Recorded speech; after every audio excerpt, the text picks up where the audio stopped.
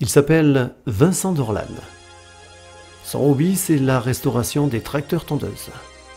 Mais quand il prend un tracteur, c'est pas pour changer la courroie ni affûter les lames. Chez lui, la restauration, c'est de la restauration.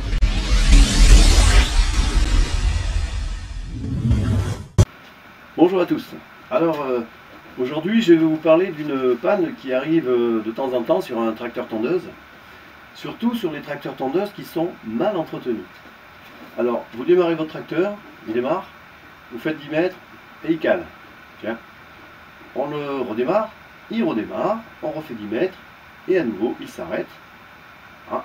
On redémarre, il redémarre et 10 mètres après il s'arrête, etc., etc. Et bien en fait cette panne vient souvent de votre filtre à essence. Le filtre à essence, comme son nom l'indique, va filtrer l'essence qui arrive du réservoir ici, passer par les durites, va être filtré ici et va atterrir dans la cuve du carburateur. Mais qu'est-ce qui se passe si votre filtre à essence, lui, il est colmaté ou même il se désagrège avec le temps? Si on ne le remplace pas suffisamment, eh bien il va freiner l'essence qui va arriver dans votre carburateur. Alors quand vous allez utiliser votre tracteur, eh bien l'essence là n'arrivera pas suffisamment en quantité pour remplir la cuve du carburateur. Donc la cuve va se vider plus vite que l'essence n'arrive. Voilà. C'est assez simple à comprendre. Alors maintenant on va voir comment on change le filtre à essence. Vous allez voir, c'est très facile.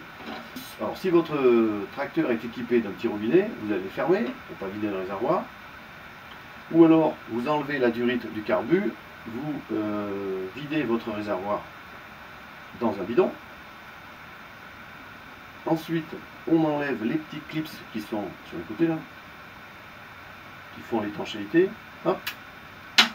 On enlève le filtre à essence et on va en mettre un nouveau.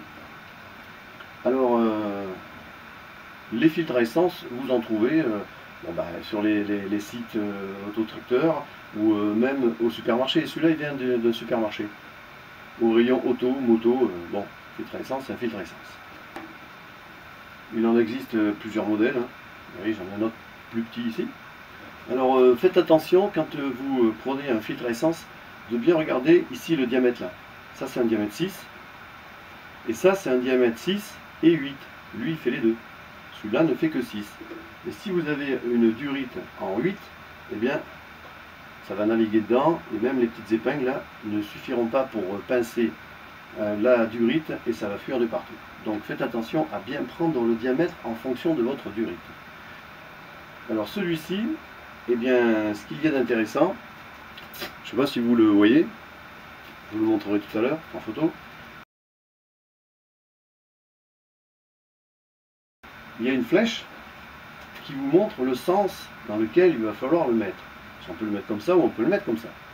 Donc là, il y a une flèche, on le met dans le sens de la flèche, du réservoir au carburateur, pas de problème. Il a même un petit aimant là, de ce côté-là, vous voyez, pour retenir, je sais pas, les petites particules métalliques, vous voyez, il y a un petit aimant. Alors moi, j'ai acheté celui-ci, en supermarché.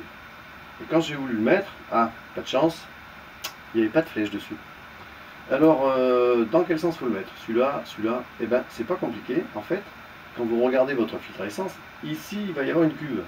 Là, il va y avoir une pièce métallique. L'essence va arriver, va être stockée dans cette petite cuve.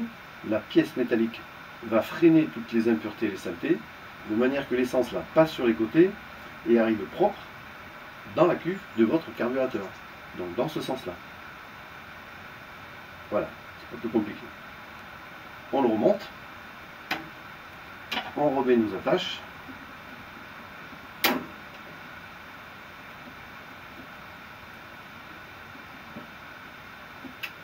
C'est bien pincé, c'est bien en place. On ne s'est pas trompé entre le diamètre du filtre à essence et le diamètre de la durite. Il ne reste plus qu'à ouvrir le petit robinet si vous en avez un, ou alors de remplir le réservoir. L'essence va aller directement dans le filtre et ensuite dans le carburateur et vous n'aurez plus la panne. Voilà. Donc si cette vidéo vous a plu, eh ben, n'hésitez pas à mettre un petit like et puis à vous abonner si vous voulez voir d'autres vidéos qui concernent bien sûr les tracteurs tondeuses. A bientôt.